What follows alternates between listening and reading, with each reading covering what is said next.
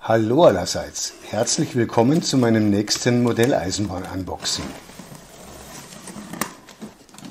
Diesmal habe ich von KM1 Modellbau aus Lauingen als Leihstellung ein großes Paket mit einer Altbau-E-Lok im Maßstab 1:32 bekommen. Es handelt sich um eine maßstäblich knapp 51 cm lange Spur 1 Lok der Baureihe E16, die später auch als Baureihe 116 bezeichnet wurde. Ich wünsche viel Spaß bei diesem Video, das unter anderem auch wieder technische Informationen zum Modell und längere Probefahrten mit Geräuschen enthält.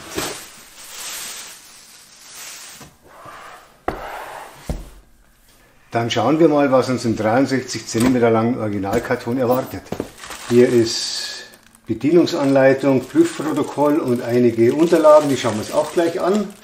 Dann gibt es hier die obligatorischen Handschuhe, über die man wieder diskutieren kann. Dann ist hier noch ein Kleinteil, das werden wir auch sehen, wo das eingebaut werden muss. Und das ist hier ein Imbusschlüssel zum Abschrauben vom Brett.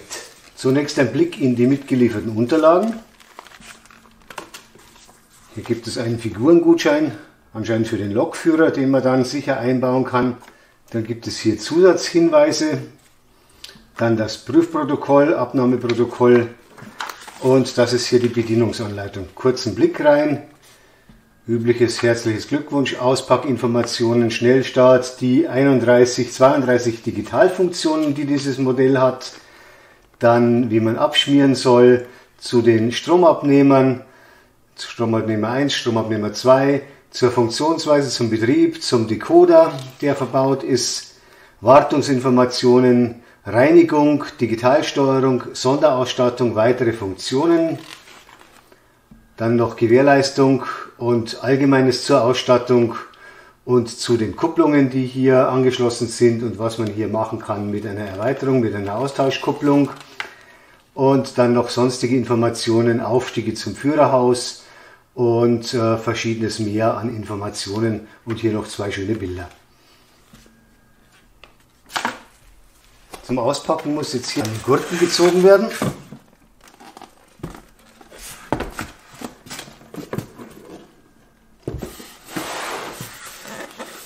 Dann kann man die Gurte hier öffnen.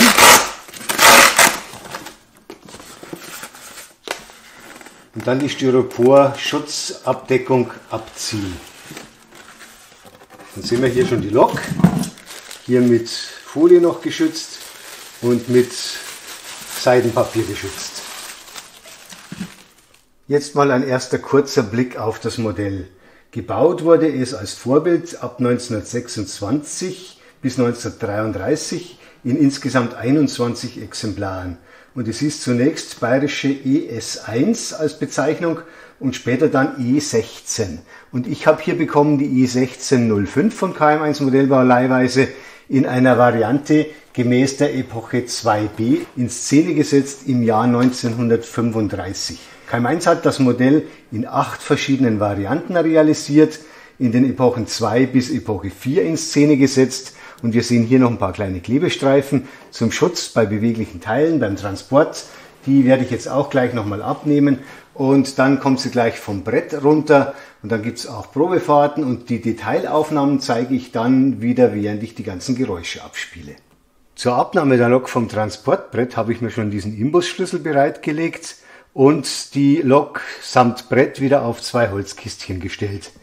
Die Lok hat hier an der Stelle und an der Stelle jeweils einen Bolzen zur Sicherung, zur Transportsicherung, der ziemlich fest verschraubt ist.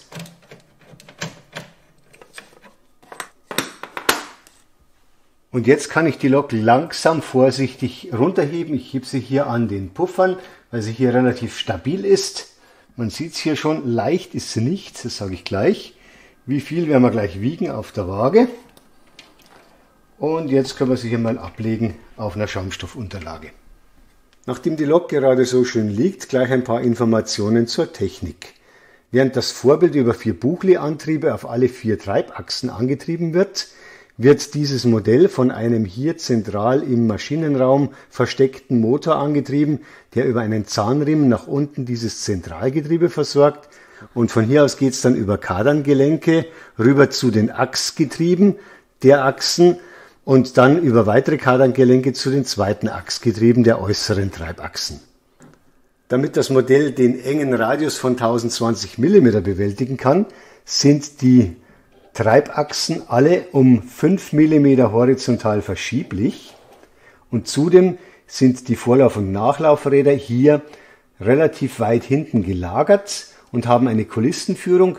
Die sorgt dann auch dafür, dass die Trittstufen, die normalerweise hier bei engen Radien im Weg wären, automatisch zur Seite fahren, unmittelbar kurz bevor das Rad hier ansteht.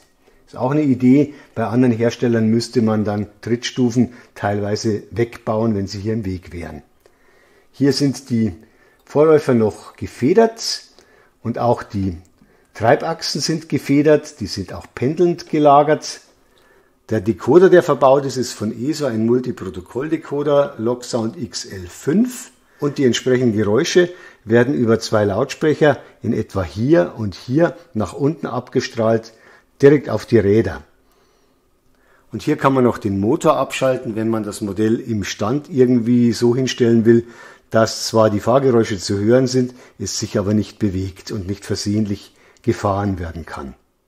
Schließlich noch zu den Kleinteilen des Modells, die hier verbaut sind. Hier beispielsweise diese Bremsscheiben, die ganze Bremsanlage und die Sandfallrohre und alles ist hier bei diesem Modell aus Metall realisiert. Da muss man natürlich dann dafür sorgen, dass hier auch dann kein Kurzschluss passiert, wenn sich die Räder hier seitlich bewegen. Aber das ist anscheinend hier auch so realisiert. Also hier ist komplett alles unten aus Metall. Jetzt noch der versprochene Blick auf die Waage. Das Modell aus Messing und Edelstahl wiegt knapp 4,8 Kilogramm. Inzwischen steht die E16 auf einem Gleis und bevor ich gleich viele Geräusche mal der Reihe nach abspiele und dabei noch viele weitere Details und Detailaufnahmen zeige, zeige ich jetzt erstmal die beweglichen Teile dieses Modells. Natürlich sind die Puffer wieder gefedert. Die Vorbildschraubkupplung ist beweglich und funktionstüchtig und kann gegen eine Modell-Klauenkupplung ausgetauscht werden. Die filigranen Bremsleitungen sind flexibel und abnehmbar. Auch die Heizleitung ist an beiden Lokenden flexibel nachgebildet worden. Die Übergangsbleche kann man entriegeln und runterklappen.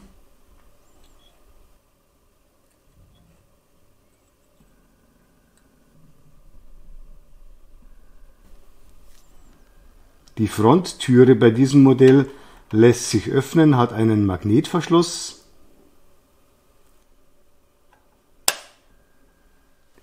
Die Führerstandstüren lassen sich nach innen öffnen. Die vielen Revisionsklappen lassen sich alle der Reihe nach entriegeln und öffnen. Ich mache das jetzt der Reihe nach und dann sehen wir mal das Modell komplett mit allen offenen Klappen.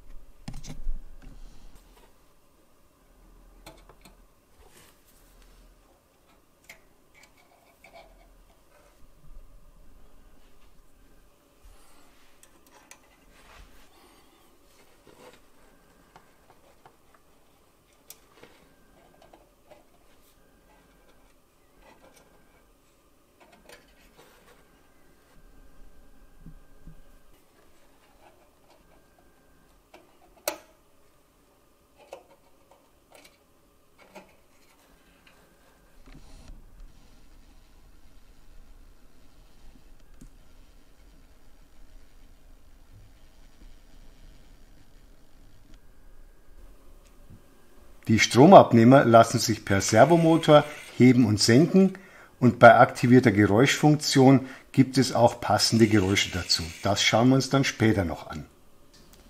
Und schließlich ist diesem Modell noch eine Vorbild-Tachowelle beigefügt, die an der ersten Treibachse angebracht werden kann, zum Führerstand hin, die allerdings nur für den Vitrinen-Schaubetrieb gedacht ist und nicht für den Funktionsbetrieb einsetzbar ist. Deshalb montiere ich die jetzt auch nicht. Zu den Lichtfunktionen des Modells. Zum einen wird immer der vordere Führerstand beleuchtet, dann kann separat der Maschinenraum beleuchtet werden, die übliche Dreilichtspitzenbeleuchtung in Abhängigkeit von der Fahrtrichtung. Wenn ich wechsle, schaltet natürlich auch das Führerstandslicht um. Wenn ich möchte, kann ich hinten eine Zweilicht-Rückbeleuchtung zuschalten oder umschalten auf ein Licht. Und schließlich kann ich noch die Dreilichtspitzenbeleuchtung umschalten auf eine Zweilichtspitzenbeleuchtung.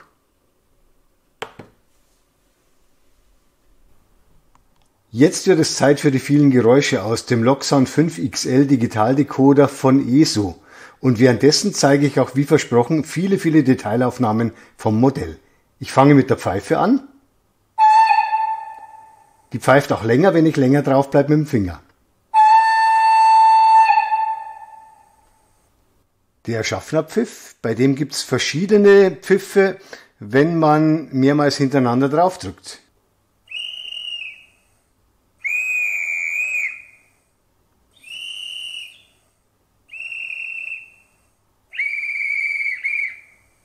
Eine Bahnhofsdurchsage. Vorsicht, zurückbleiben bitte. Die Zugbremse anlegen.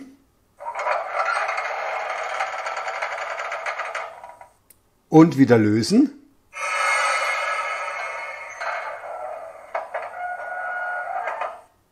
Die Handbremse anlegen.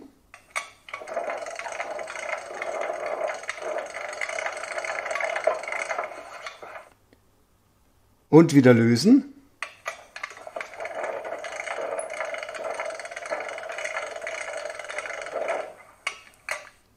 Die Lokbremse anlegen.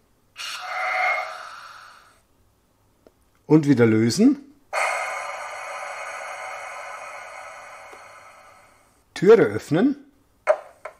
Natürlich auch wieder schließen. Sanden. Auch hier abhängig von der Länge der Tastendrücke. Eine Rangieransage. Vorsicht! Ein Kurzpfiff. Schließlich noch eine zweite Rangieransage. Vorziehen! Da ist der Pfiff mit kombiniert. Vorziehen! Die nächsten Geräusche werden nur abgespielt, wenn das Fahrgeräusch gleichzeitig läuft. Ich schalte das jetzt mal ein.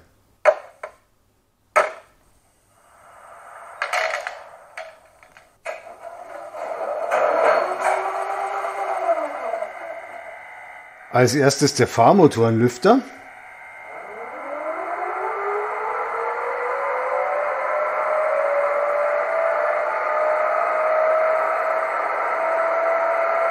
Jetzt schalte ich ihn wieder aus.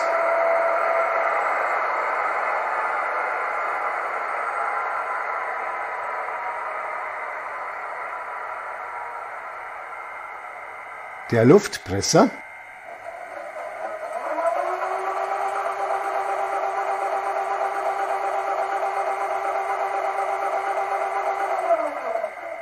Und das Kupplungsgeräusch.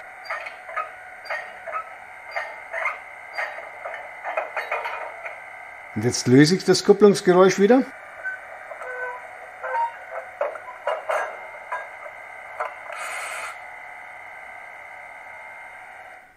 Die nächsten 3 Soundfunktionen hören wir uns am besten auf einem Rollenprüfstand an, weil man die am schönsten hier beobachten kann. Zunächst schalte ich aber mal die Geräuschfunktion ein für das Expertenmodusgeräusch, bei dem dann auch das Bewegen des Stromabnehmers synchronisiert wird.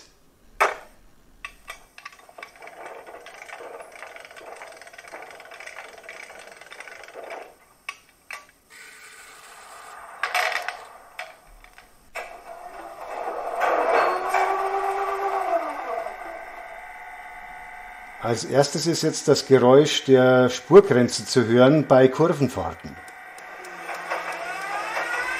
Ich schalte es jetzt zu.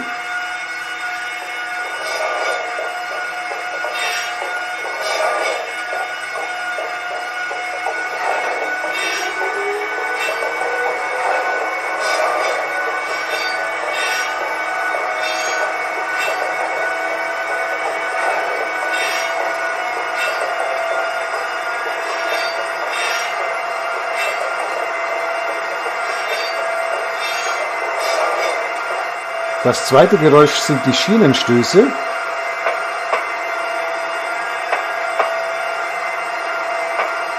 Auch sie variieren in Abhängigkeit von der Geschwindigkeit.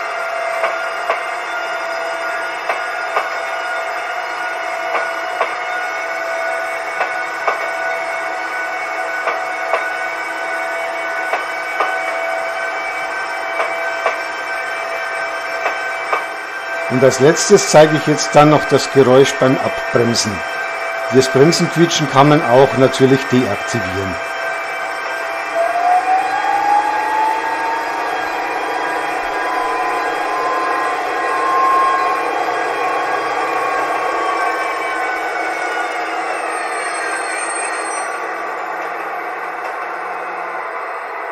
Ich fahre nochmal schnell an.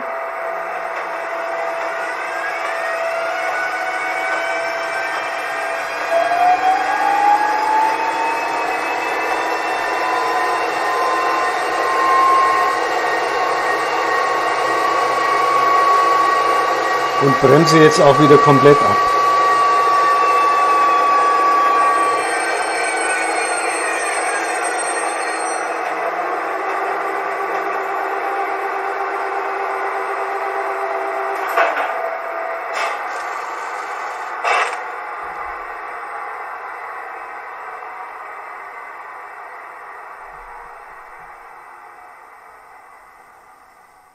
Jetzt mal eine erste kleine Probefahrt.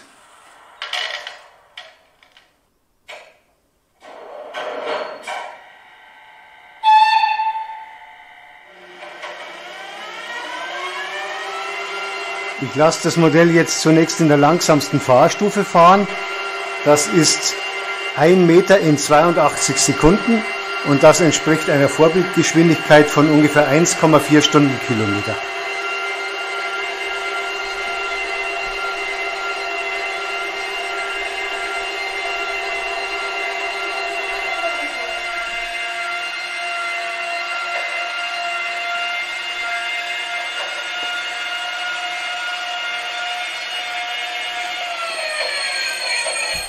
Und jetzt fahren wir in die andere Richtung.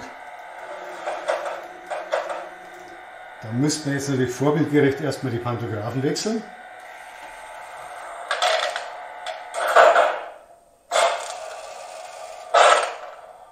So, jetzt hat alles seine Ordnung.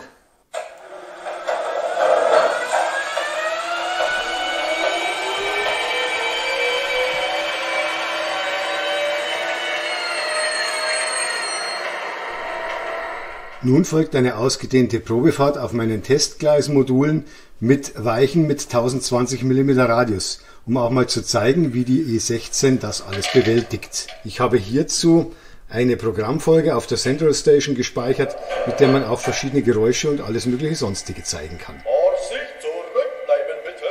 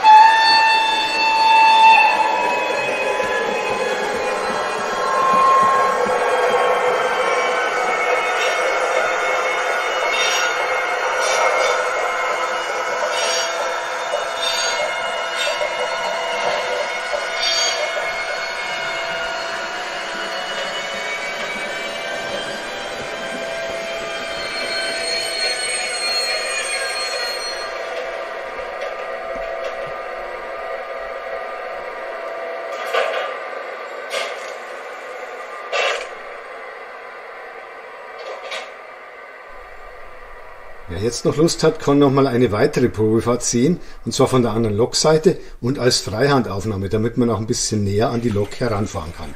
Viel Spaß dabei!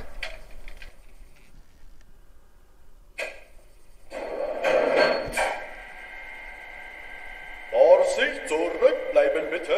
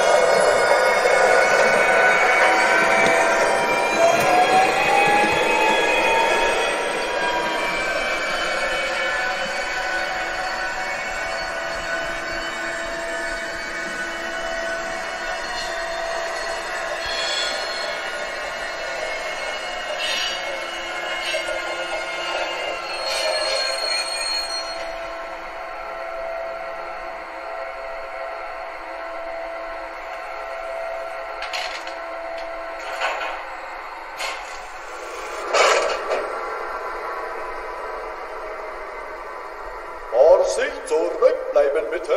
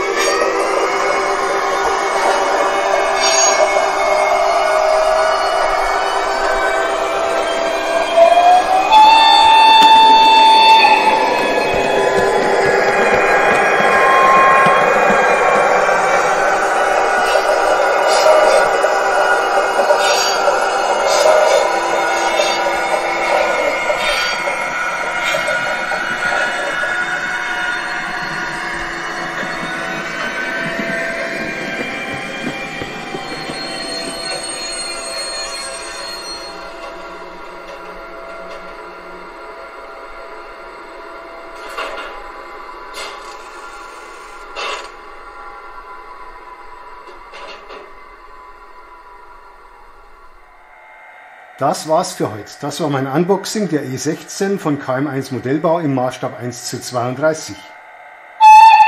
Ich hoffe, es hat Spaß gemacht und ich würde mich freuen, wenn Sie mal wieder auf meinem YouTube-Kanal vorbeischauen würden.